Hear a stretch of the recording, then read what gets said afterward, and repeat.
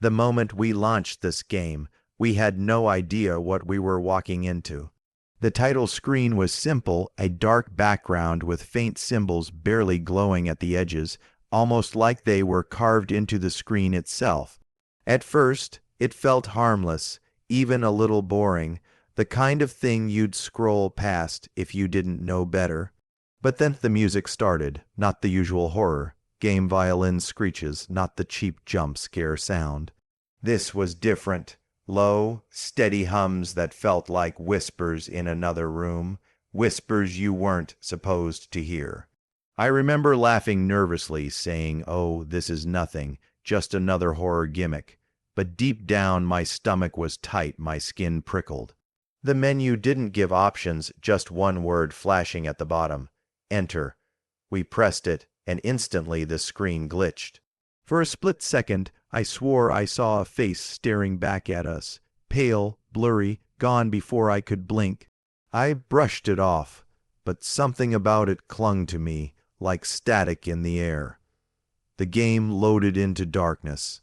No tutorial, no map, no instructions. Just the sound of dripping water, faint creaks, and footsteps that didn't quite match ours. And that's when it happened. Strange symbols crawled across the wall, glowing faintly red, pulsing like veins. My chest tightened, the whispers got louder, morphing into faint chanting, not words I could understand, but rhythms, patterns that felt old dangerous. My heart was racing, and I found myself leaning closer to the screen, as if the game wanted me to listen. We joked again, trying to shake it off. Yeah, cool, spooky symbols, real original, but the truth, it didn't feel like a joke anymore. Something was watching us through that screen, and just when I thought maybe it was my imagination, the game glitched again. The sound cut out, silence filled the room, and one single phrase appeared across the screen: "Welcome to the offering." I froze. The controller buzzed in my hands, not gently, but violently, like it wanted me to drop it. I looked at my friend, and he looked back at me. Why? Died speechless. That was the moment we realized this wasn't going to be just another game. This was something else entirely, something we shouldn't have started. But that was only the beginning, and things were about to spiral fast, so there we were, dropped into this endless hallway that felt like it hadn't been touched in years. The air looked damp, yeah. You could see the dampness. The walls were cracked, covered in strange scratches that spiraled in patterns, like someone had gone insane clawing at the plaster. Every step echoed too loudly, like the game wanted us to know we weren't alone. I nudged the joystick forward, hesitant, and that's when the first sound hit, a flicker, like an old fluorescent bulb fighting for its life. The light above us buzzed, flickered 3 times, and then steadied. I swear in those flickers, I saw something at the far end of the corridor, a shape, maybe tall, maybe bent. It was gone too fast. My friend swore he didn't see it, but I knew what I saw. The controller vibrated once, just once, then silence. My heart dropped into my stomach. I muttered, "Okay, that's fine. This is normal. It's just atmosphere." But inside, I was trying not to throw the controller at the TV. We crept further down the hallway, and then suddenly a flash. The screen filled with a glowing mark, a symbol, a circle carved with jagged edges, dripping with crimson light. It wasn't some random design either. It looked deliberate, ancient, like something ripped from a forbidden book. The game made us stop and stare at it, almost like we didn't have control anymore.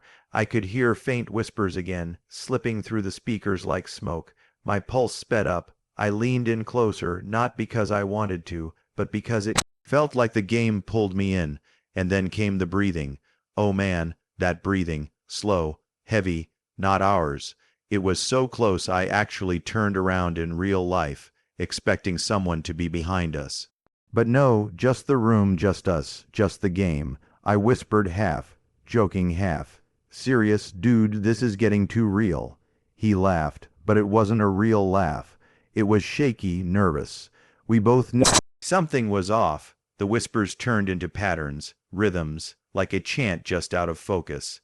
I could almost make out words, but the more I tried to listen, the more distorted it got, and then silence. The symbol faded. The hallway stretched further ahead. For a second, it seemed like the tension was gone. My shoulders relaxed. Maybe it was just a scare tactic.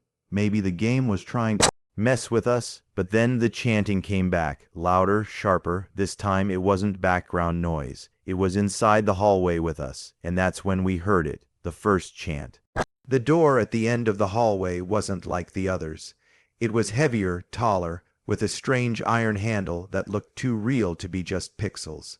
When we pressed forward, it let out this long, dragging creak, not the kind you hear in normal games, but a sound that rattled like something alive was behind it. And inside was a room that made my skin crawl.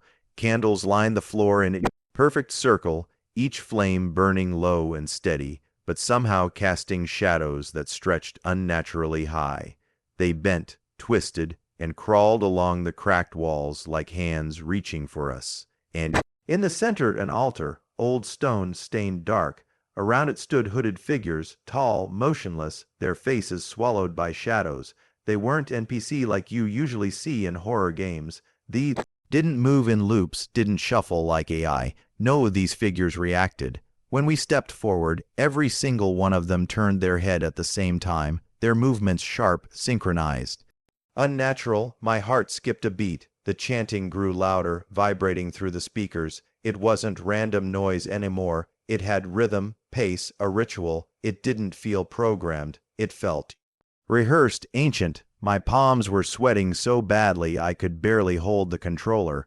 We tried edging closer, hoping maybe the game would give us a clue, a piece of text, something. But no, nothing. Just these figures standing guard, watching, waiting. I could feel the hair on my arms rise every time their heads tilted, like they were acknowledging us, recognizing us. I joked, trying to cut the tension. Guess we're not invited to this party. But my voice cracked. The laugh that followed didn't even sound like mine. Suddenly, the candles flared all at once. The altar groaned, stone grinding against stone, and slammed shut like something inside had been sealed away. The sound, oh God, the sound wasn't digital. It wasn't synthetic. It was a scream, a real human scream. Muffled, desperate, I froze. My friend froze. Neither of us spoke. Neither of us even breathed. And then the chanting stopped, just silence. The hooded figures turned back to the altar, as if nothing had happened. The flames steadied. The shadows froze. I couldn't shake the feeling that whatever was in there, it wasn't gone. It was waiting, watching. That's when it hit me. This wasn't about survival or escape or puzzles. No, this game had a purpose, a design. This wasn't a game about us getting out alive. This was a game about sacrifice. The moment the altar slammed shut, everything went dark. Not just in the game, it felt like the room around us dimmed too.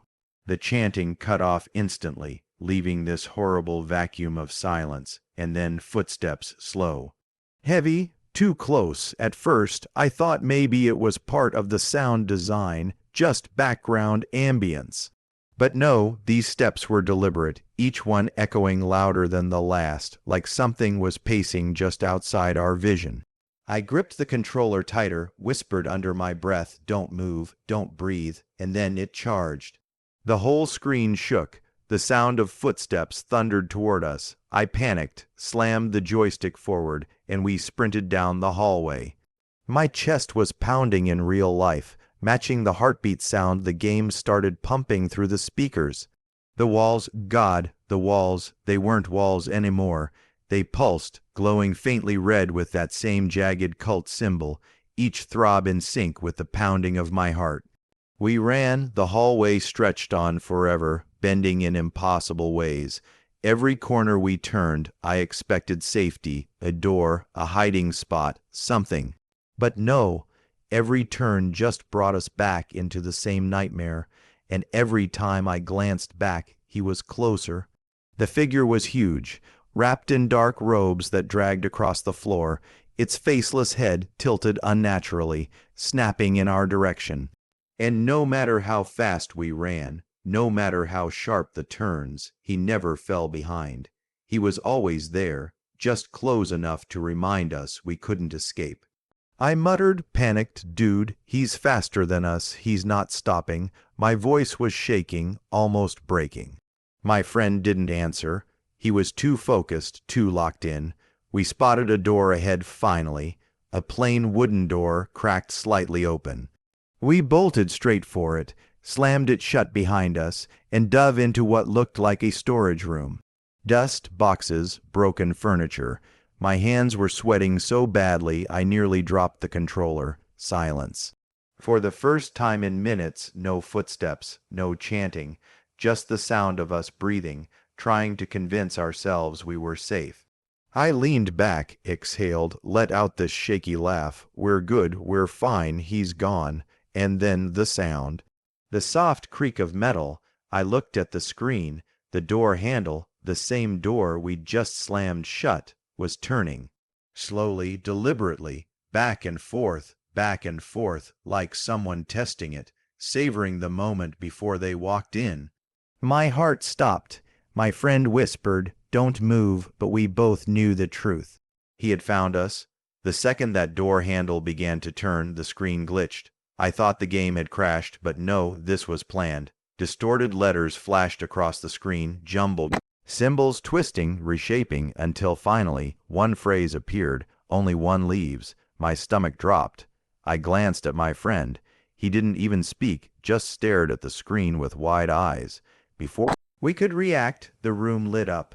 One by one, candles flickered to life in a perfect circle around us, their flames unnaturally still, as if the air itself wasn't allowed to move. The chanting came back, louder than ever, pressing into my ears like a living thing. It wasn't just noise anymore. It was rhythmic, ancient, purposeful. I could almost feel the vibrations in my chest. The controller buzzed in sync, each hum digging deeper into my hands. Then the hooded figures stepped out of the shadows again, silent, steady.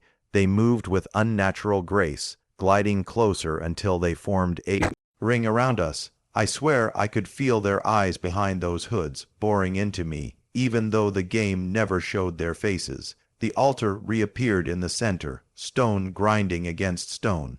This time the cracks glowed like molten lava.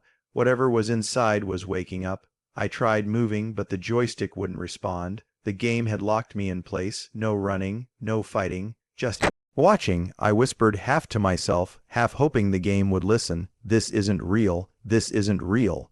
But it didn't matter. The ritual had started. The chanting grew so loud it drowned out everything else. The figures raised their arms in perfect unison, their sleeves slipping back just enough to reveal pale, skeletal hands. They pointed at me, not my character, me, and then the screen flickered again, more text, this time not symbols, words. My actual console username, my real name in the middle of that altar. I froze. My throat went dry. My friend leaned forward and whispered, "Wait, how does it know your name?" I didn't answer. I couldn't. The air felt heavy, suffocating. This wasn't just a game anymore. It was watching me. It knew me. The altar's cracks split wider. Light pouring out and something inside started to rise. And in that moment, I realized something terrifying. We weren't playing a story someone else had written. We were part of the ritual. The altar split wide open, and for a second, I thought the whole game was going to melt down right in front of us.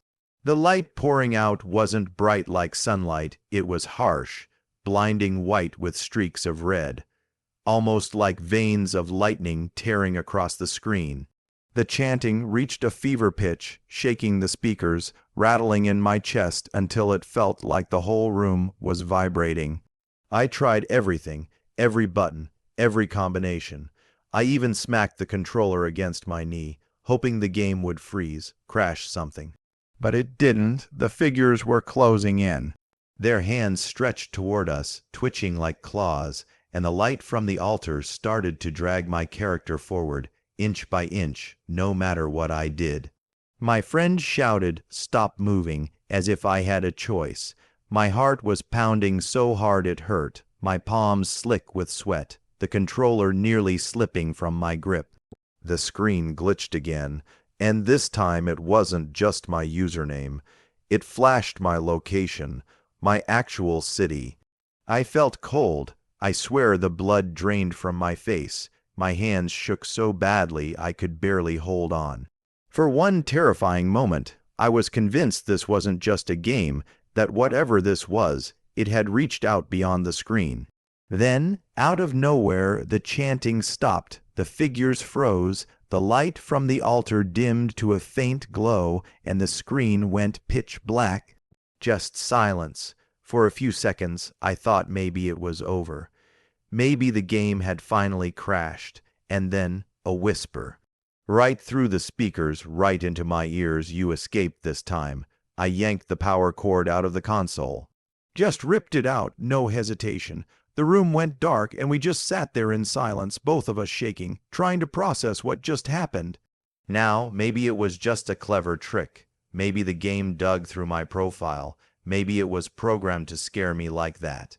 But deep down, I don't believe that. Not after what I saw.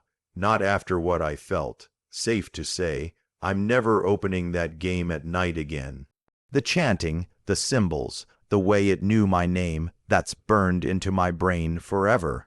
And here's the thing that keeps me up sometimes: the game didn't say you escaped. It said you escaped this time. So yeah, if you ever come across a game that feels too real, too personal, maybe think twice before you press start.